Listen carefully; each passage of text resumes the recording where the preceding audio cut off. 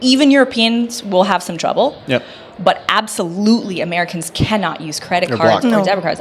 Completely blocked. So you have to bring cash. So then I just feel good. Yeah, bring cash because the credit cards won't work. And go about my day. And I'm like, oh, but if they bring cash, it's got a tear in it. Yeah. Don't bring coins, by the way. No coins. Coins No. do not serve you. Even for tipping, they know. Oh, yeah. And then just make sure it's like you have to go to the bank to take out your cash and just be picky like I am. My bank even knows me. They see me coming, they're like, this bitch going to Cuba again. They already know. I'm like, excuse me, this $10 bill is just not quite right. I'm going to need a So new you're one. like checking every single one. Checking every single one. And so I'm telling you, my bank knows me.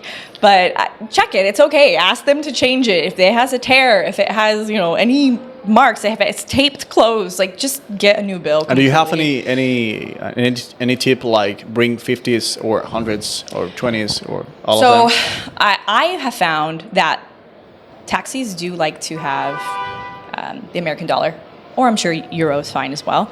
So it's good to have a few small bills, but the thing is, the larger bills are usually in better condition because they're not circulating as much. So the larger bills, it's like almost guaranteed you'll have a better condition bill. And you might as well exchange those bills for however much time you have. But have small bills and don't exchange everything all at once. So a pro tip here is like, don't exchange all the money at once. Don't exchange all of your money at once. Exchange it as you need. Exchange it as you go. You'll always be able to exchange it, especially for bringing U.S. dollars at this time. At the time of this recording, U.S. dollars will be wanted. So exchange as you go. Why you have your type of clothes to bring to Cuba personal, plus to live, and types of activities, etc. What do you mean? Like if you're going out and... Exactly. It depends on how you want to travel to Cuba. For example, I usually bring not so much with me as far as clothing, and I'll just wash and rewear because I want more space in my luggage. And because you're living the Cuban life. Yeah. You normally don't come for a week, actually. Yeah. Not anymore. Yeah, exactly. I'm usually here for at least 2 weeks or more. That's for me. But so I don't bring as much personally. But if you are someone who's traveling to Cuba and you are traveling because you're like, oh, I want to go see Viñales, you're going to be on horseback, you're going to be hiking, you need to bring the appropriate gear. Exactly. Yeah. And comfortable shoes, comfortable yes. clothes, everything. Yes. And the streets here, you guys, it's like dancing. So bring comfortable shoes no matter what type of clothes. That includes your night clothes, like something you're going to wear out to a nice dinner. Don't bring heels. I don't know. It's just no. Just, Cuba's not heels. Yeah, exactly. Not It's just bring a cute sneaker and wear it with your dress or whatever. Just be comfortable. So yeah, bring clothes depending on the activities you're going to do. And then what I am saying in here as far as clothes to bring, because I try to bring clothes or leave clothes. If it's my own and I know someone I can leave it for, I will. I've noticed, and correct me if I'm wrong, shoes are kind of the big one. More than clothes, I've noticed. I think, I don't know, Gabi, Greater what do you demand. have to say about this? But I think it's because they're expensive. Exactly. It's way too much. Exactly. And it's hard to find, though. Most of the shoes there, for example, in my case, I'm not picky at all. Mm-hmm. I can wear Adidas, whatever. But some people are like Nike or, fancy stuff. Because I don't know why. This is true. When you visit Cuba, you see, I don't want to say poor people, but people who have, regular lifestyle and they want to be wearing all the time, expensive clothing. Yeah. And that's a huge mistake. But, well, they want to have, I don't know, tell me a brand. I don't know, expensive brands? I don't know any. But, whatever. They want to be wearing They want that. to have name brands. Yes, Yeah. all the time. And in Cuba, it's impossible. So you have to bring it. And if you're wearing a nice Nike like this this is a classic, Yeah. and I can fit it, it's like, hey, I love that. And people are like, And most people are like, you like it? Keep it. And I'm saving $100 just because you... $100 US. Yes. Whew. Yeah. So they're expensive. So that's how much they would be sold here. Oh, this? Uh-huh. I think a little more, right? A copy. Say a copy. These are not a copy. These are original. Yes. But let's just say... No, in Cuba, they sell the originals, too. Yes. Some private shops. Actually, you can go to rebolico.com or you can go to some private places and you're gonna find them Okay. expensive, extremely. Like if you got this for 100 here in Cuba, they're gonna be like 150, maybe 170, Maybe more. maybe more. It depends about the shop, the person. Sometimes you can negotiate the price, and that's another tip. Always negotiate the price in Cuba because you never know. They think that just because you're a tourist, you can pay for it. Yeah, case in point. I was out on those streets the other day, as you know. Yeah. And I told Gabby about that. I told Gabby, I was like, no way. Yeah, she did that. yeah, and I saw a couple of guys selling bread, just a little bread, and they wanted to charge me like 3 times. Because I just know what the cost of things are. And when they told me the price, I was like, bro, no, not today. No way. Not today. But they see me. Yeah, we're gonna ask her for 3 times. Yeah, sure. They're gonna try, and the first price is gonna be And super listen, high. I don't want to say oh, you should be cheap with the No, people no, here. at all. No. But it's also you got to look out for yourself. Yeah. I mean, at the end, if you want to pay for something that you know that it is going to be expensive, it's because you want to, Yes. Or at least you can negotiate the price, and then at the end you can leave a tip, whatever. Right. But that's up to you. Yeah, I mean, it's exactly. not just because you're a Yeah. tourist, I'm going to be charging you double the price. Yeah, because I do want, I don't mind. I leave in a good tip and I go eat out or whatever the case. But sometimes it's just I know when it's just something that's just being ridiculous. So if that's the case. How do you listen to? Good. Acercar un poquito más. What do you think? I don't know. I cannot. Yeah. More? Yeah. Just like perfect. that. Okay. Awesome. So the other question, I'm gonna get. Well, this is a good one. Much items to bring for sale. I think for sale or self. What do you put here? I wish I had a better answer for you. Much items to bring for self and Cuba. What's that? Oh. Yeah, so this is kind of in the same vein as what to bring for the Cuban people. Okay. I let people know you also have to keep in mind of what you're bringing for personal use. Uh-huh. Because if you're going to Spain, if you're going to France, if you're going to any resort in the Caribbean, Mexico, it doesn't matter where, and you're I'm not going to bring that because I'm going to go buy a razor at the pharmacy, or I'm going to go just buy shampoo and conditioner travel size when I'm there. Yeah. You can't just forget about it in Cuba. Yeah, you're not going to find that. You're not going to find it. So I tell people down to your daily routine, almost there will be things in your daily routine that if you are someone who likes to do your hair, do your skincare routine, you like your specific body care, you like all of those things, you can't forget a piece if you want to have that daily routine when you come here because you're unlikely to find it here. Mm-hmm. And there are certain things, yeah, of course, you can find, but A, it's going to be an adventure. B, how much is it going to cost you? So it's better just to record your daily routine. What is it about that's non-negotiable? You have to have it in your daily routine. Make sure you bring enough for your whole trip, because otherwise you're not going to find it here. Mm-hmm. So that is what I mean. So if there's face wash, shampoo, conditioner, razors, hair ties even. I mean, literally every little thing, just be mindful that it may not be possible to find here if you don't bring it. Yeah. Yeah. Because most of these stuff or items are going to be in the MLC if you find them. And if you come from the US, it's going to be impossible to buy them, basically, because you're going to be using the credit card, which is not going to work. So welcome to the one. reality. We're going to be talking about the MLC. So many of you have a lot of questions about it. It's very easy to understand. Actually, it's super complicated. The website.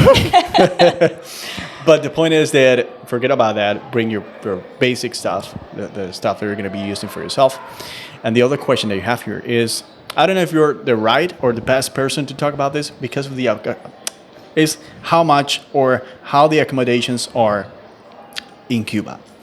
And I'm saying this because you're living the Cuban life and you've been in so many places. So I don't know if you can tell how much they're going to be costing now because you're living like a Cuban. Yeah. Probably Gabby can tell about this because Gabby, guys, she lives in the middle of of the old town, and she knows about almost everything here. So if you want to buy X, she's gonna be the right one. Yeah, you can find a lot of prices, like $10 per night, or maybe 15, 50. 50 or $100. It depends of the. Maybe if you want to stay in the old Havana, in a casa particular, for example, it's very cheap.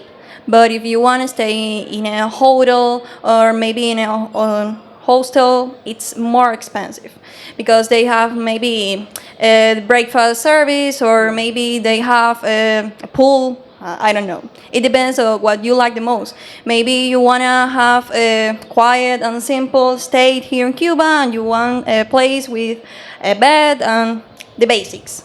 And you can find it for maybe $10 or $15. It's the regular price you can find in Airbnb, for example.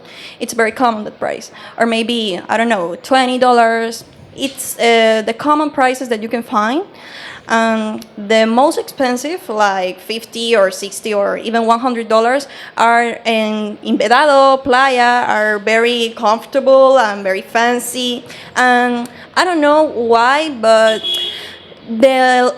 the most common tourists that came here to Cuba don't like the places. They prefer this. They prefer to stay with the locals Everyone and wants talk. to be in Old Havana as well. It's very, very easy to find maybe a tourist that came here and stay in a place that you can say that.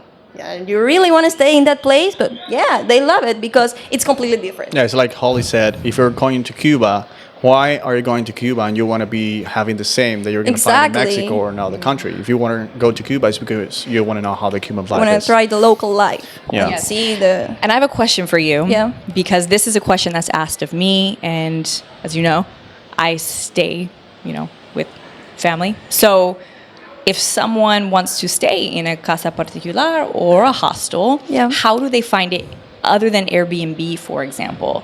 Is there a way to find it?